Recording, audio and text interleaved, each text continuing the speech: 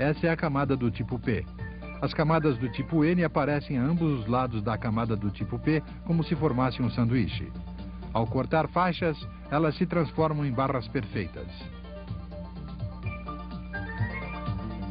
Uma delas formou uma pequena barra de cristal com uma camada tipo P exatamente no meio.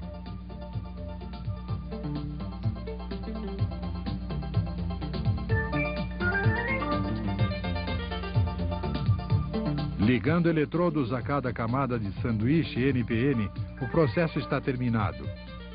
Este é um transistor incrementado. Com a tecnologia atual dos semicondutores, cortar barras perfeitas de cristal não representa nenhum problema. Os cortadores de diamante de alta velocidade podem fazer esse trabalho com precisão. Entretanto, logo depois da guerra, Hiroe Osafune, pesquisador da NSC Corporation, não tinha como comprar ferramentas para cortar o germânio porque não dispunha de fundos para pesquisa. Procurando uma forma de cortar o germânio, ele uniu um cortador a um amolador que tinha sido jogado fora em uma fábrica. Era uma substituição que se quebrava com facilidade e que tinha sido endurecida com pedra de amolar utilizando um agente colante. Quando se pressionava o germânio contra o cortador giratório, o cortador quebrava em pedaços. Para se protegerem das bordas cortantes dos fragmentos quebrados, os pesquisadores se embrulhavam em pano antes de fazer o trabalho.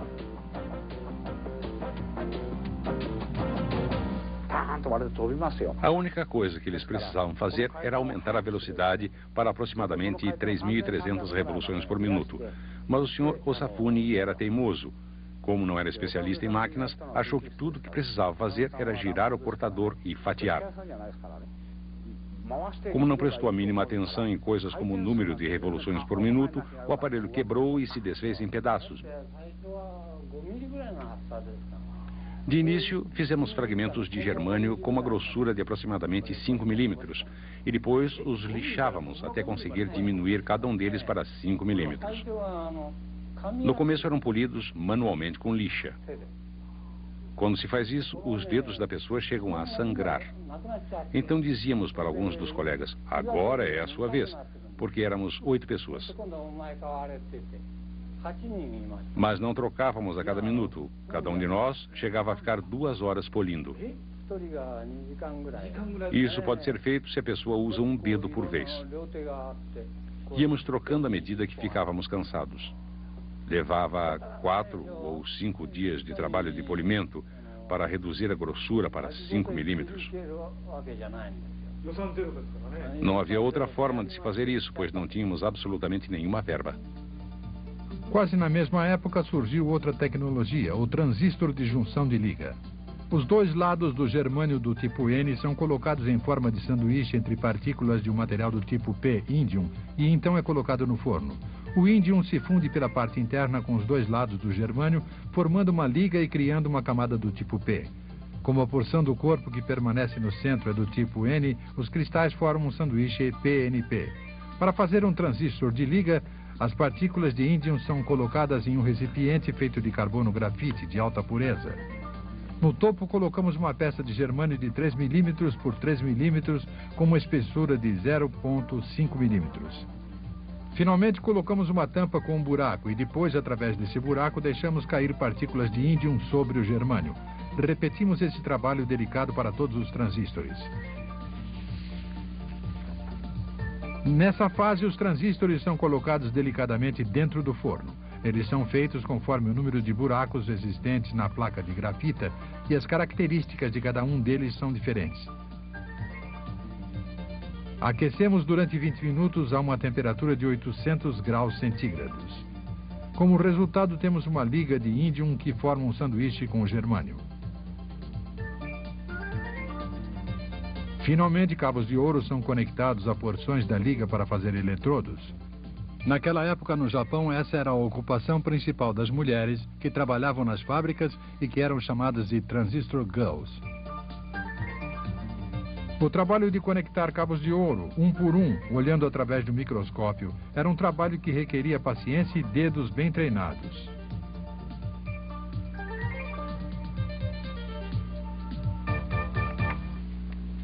Em maio de 1952, os laboratórios Bell organizaram um simpósio e tornaram pública a tecnologia dos transistores. Fizeram isso porque acreditavam que a propriedade exclusiva dessa tecnologia poderia ser sancionada pelas leis antitrust.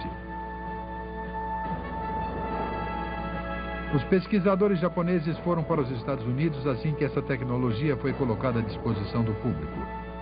No entanto, quando terminou a fase da pesquisa e começou a fase da produção em série, os pesquisadores japoneses enfrentaram mais uma vez muitas dificuldades porque não possuíam o know-how necessário.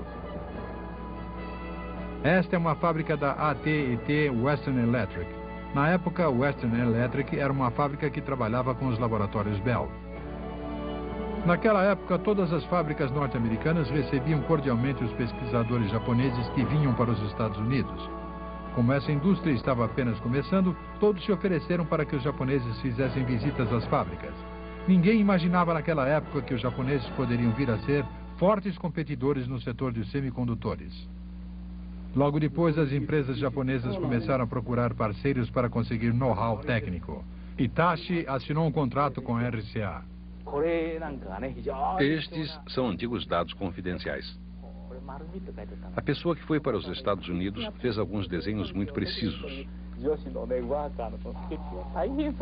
Naquela época, não podíamos tirar fotografias porque era proibido usar câmera. Por outro lado, esses detalhes não eram fornecidos nas publicações da RCA. Foram descritos diversos assuntos, como know-how mais detalhado, as razões para se fazer o produto e coisas semelhantes.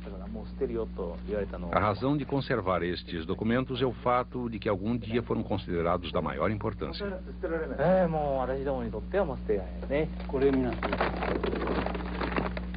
Os documentos enviados dos Estados Unidos eram tratados como assuntos confidenciais nas fábricas. O Safune, que trabalhava para a NEC, tinha sempre um caderno de notas no bolso para registrar tudo o que via, ouvia e pensava e que depois enviava para a matriz. Não são só esses. Outros, sobre know-how industrial, ainda estão arquivados. Seus rascunhos e gráficos eram transformados em explicações e desenhos detalhados no seu quarto de hotel. Na sua opinião, todo esse material serviria de base para a construção de componentes quando ele voltasse para o Japão. As máquinas feitas conforme os dados trazidos pelo Sr. Osafune e outros técnicos dos Estados Unidos naquela época são utilizados ainda hoje nas fábricas japonesas.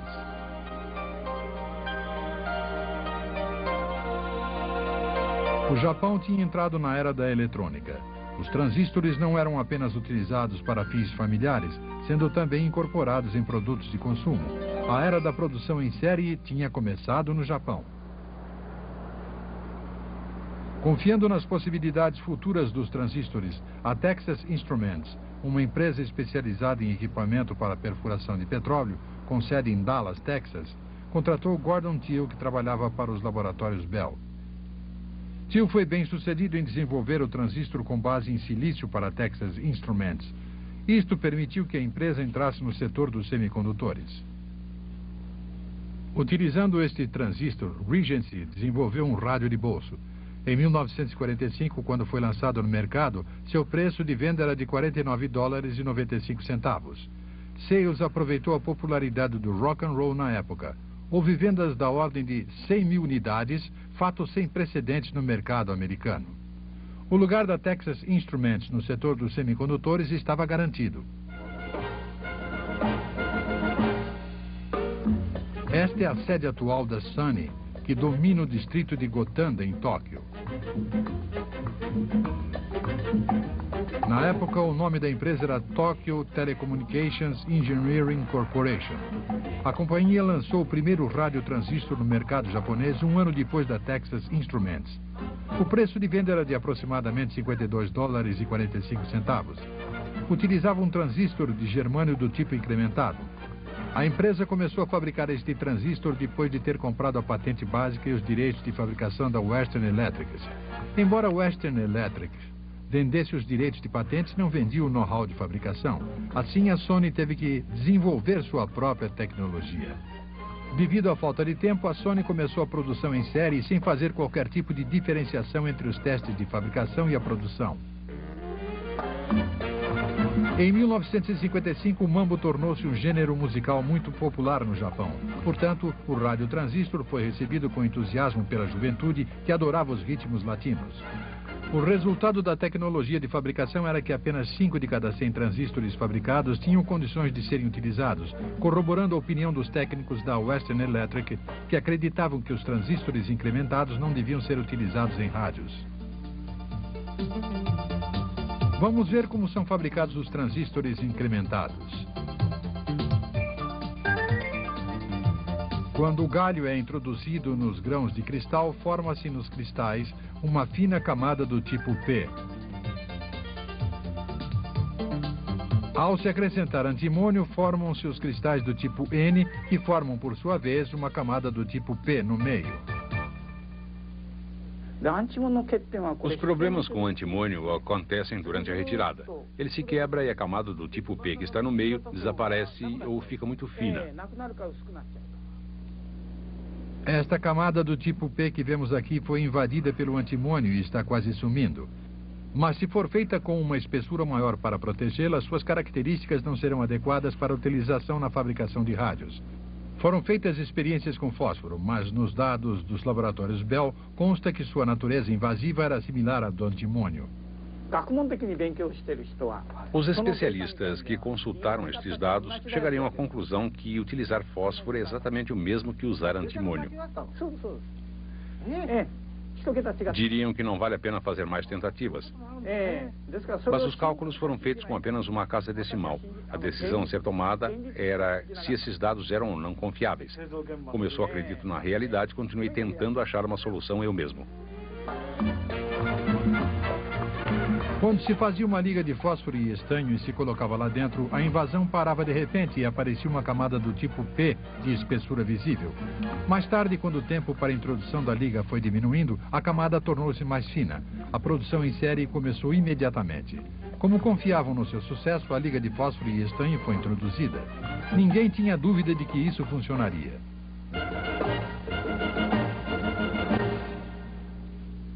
No entanto, foi um fracasso que teve como resultado o colapso total da linha de produção. Bem no meio do boom do mambo, a produção de rádios ficou completamente parada. A Sony enfrentou a pior crise da sua história. A linha de produção entrou em colapso. Era impossível controlar exatamente qual era a quantidade de fósforo que deveria ser colocada.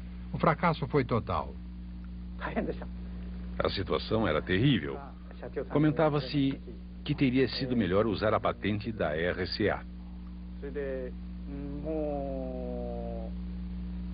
Então eu pedi um pouco de tempo e comecei a fazer experiências com o índium e o fósforo.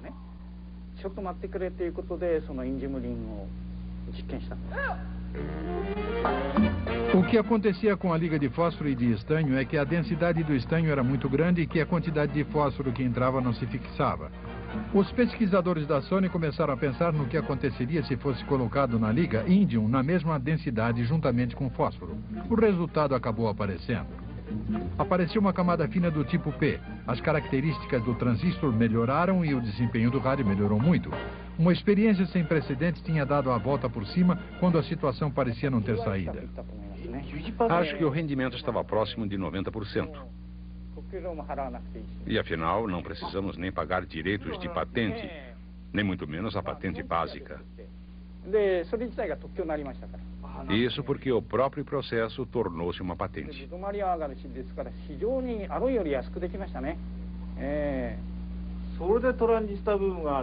Dessa forma, resolvemos o problema do rádio de transistores da Sony.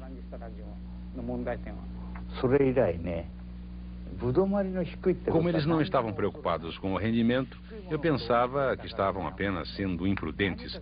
Mas depois descobri que não havia necessidade de ter medo disso. Ao resolver os problemas, o rendimento aumentou e os lucros começaram a entrar. Tínhamos deixado para trás esse tipo de pensamento.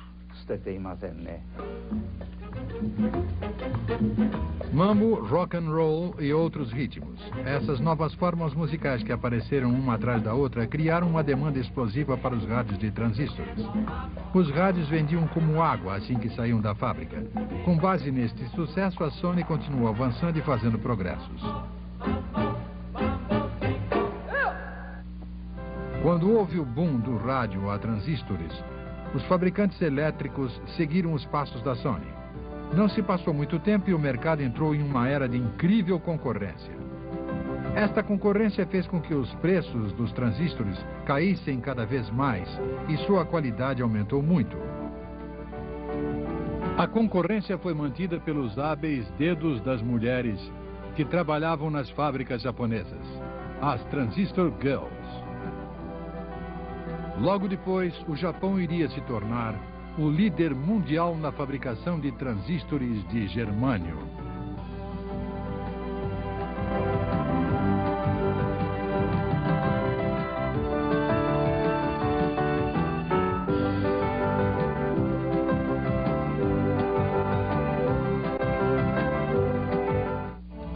Este programa teve o apoio cultural da Livraria Cultura. É fácil encontrar o livro que você quer.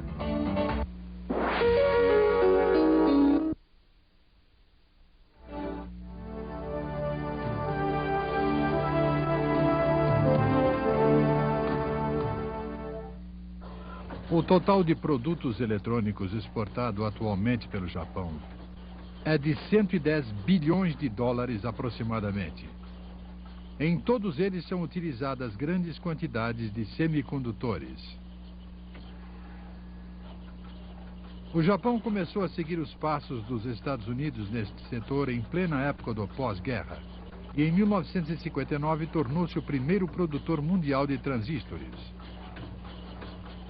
Entretanto, os Estados Unidos haviam avançado substituindo o germânio por silício, material com que eram fabricados até mesmo os circuitos eletrônicos.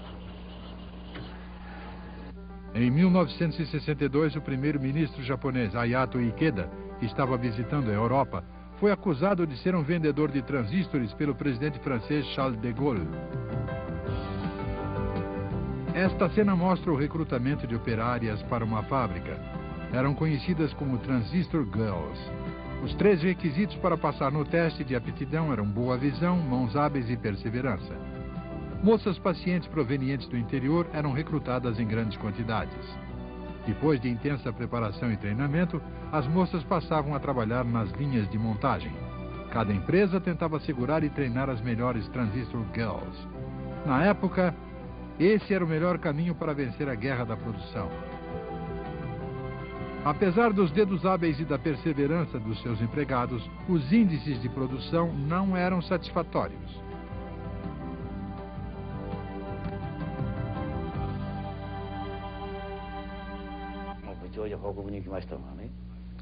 Fui informar o chefe do departamento que o índice de produção de ontem tinha sido 3%.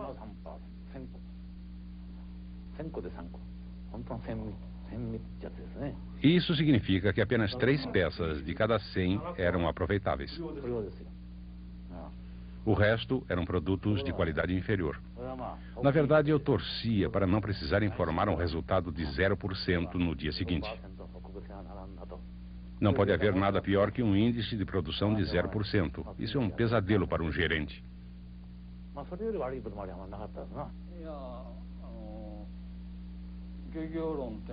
A indústria dos semicondutores foi comparada à da pesca pelo fato de nunca sabermos quantos peixes vão cair na rede até que ela seja retirada da água. Também foi comparada à agricultura, porque se o tempo for ruim, as colheitas também o serão. Os resultados da colheita são ruins, especialmente no verão, quando a temperatura e a umidade têm índices elevados.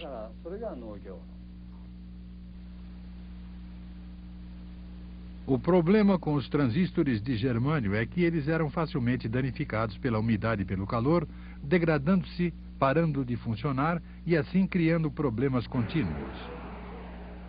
Uma das maiores ameaças à segurança de nossa nação é a possibilidade de os nossos inimigos atacarem com bombardeiros carregados com armas nucleares. Esses bombardeiros podem atacar em velocidades supersônicas, em diversas direções e altitudes para confundir a nossa defesa e retardar o envio de armas interceptivas. Em um ataque em massa, os bombardeiros de alta velocidade podem estar sobre nós antes de termos conseguido identificar seu rumo, e então será muito tarde para agir.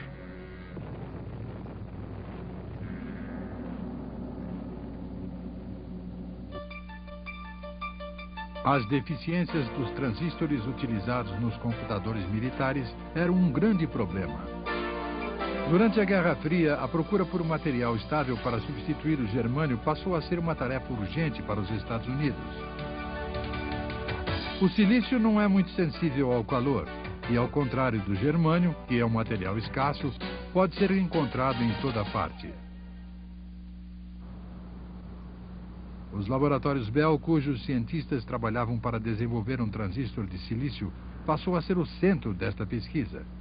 Para compensar os problemas do silício, entre eles o fato de ser altamente ativo, foram feitas aqui diversas experiências, como, por exemplo, o método de recobri-lo com uma película de óxido. Carl Frosch e Lincoln Derrick achavam que a única forma de se manipular o silício era recobrindo sua superfície com uma película protetora e, portanto, estavam procurando material que pudesse formar uma película bem forte para ser colada no silício. Em princípio, excluíram o oxigênio. Na sua opinião, se fosse utilizado o oxigênio, que tem facilidade para sintetizar com outros materiais, a oxidação não se deteria na superfície e permearia o silício por completo. Mas a ligação do oxigênio ao silício passaria a ser o fator-chave para a sua utilização. Este fato foi descoberto por acaso após a ruptura acidental de uma válvula. Acho que não sabíamos isso na época. Não sabíamos mesmo. Acho que ninguém percebeu que aquilo era uma grande descoberta. Mais tarde, obviamente, os laboratórios Bell fizeram uma publicação afirmando que aquela descoberta foi uma das bases de toda a técnica dos circuitos integrados. Sem isso, não seria possível fazer um circuito. Seria impossível.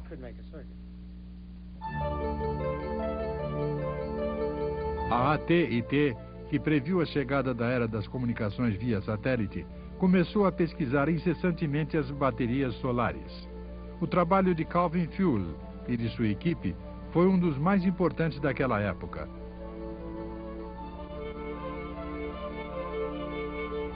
Fuller descobriu o método de difusão da fase de gás. Finalmente, essa descoberta levaria a um ponto decisivo na tecnologia dos semicondutores e faria surgir a indústria moderna do setor.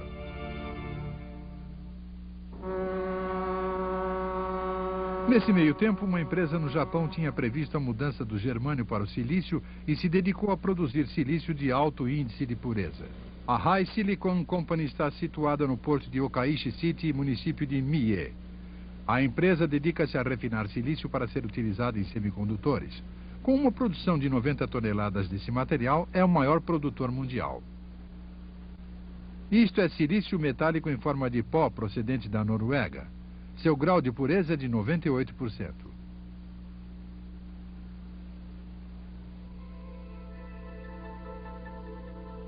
Esse produto é colocado dentro de um tanque misturado com cloreto e transformado em gás de cloreto de silicone, que é então enviado a uma torre de destilação. Enquanto o gás circula continuamente, as impurezas vão sendo retiradas até que o gás passa a ter um elevado grau de pureza, com um conteúdo insignificante de impurezas de 1 parte por 100 bilhões. Depois, este gás volta para o estado sólido.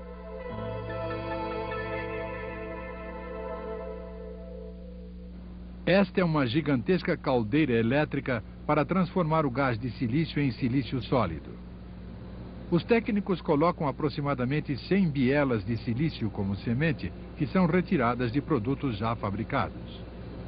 A eletricidade passa através das bielas enquanto o gás de silício circula ininterruptamente durante 5 dias. Nesse período, as bielas chegam a uma espessura de aproximadamente 10 centímetros. Este trabalho não tinha sido mostrado anteriormente nem para as pessoas que trabalham no setor de semicondutores. Este processo é uma tecnologia japonesa que foi desenvolvida de forma independente há 30 anos.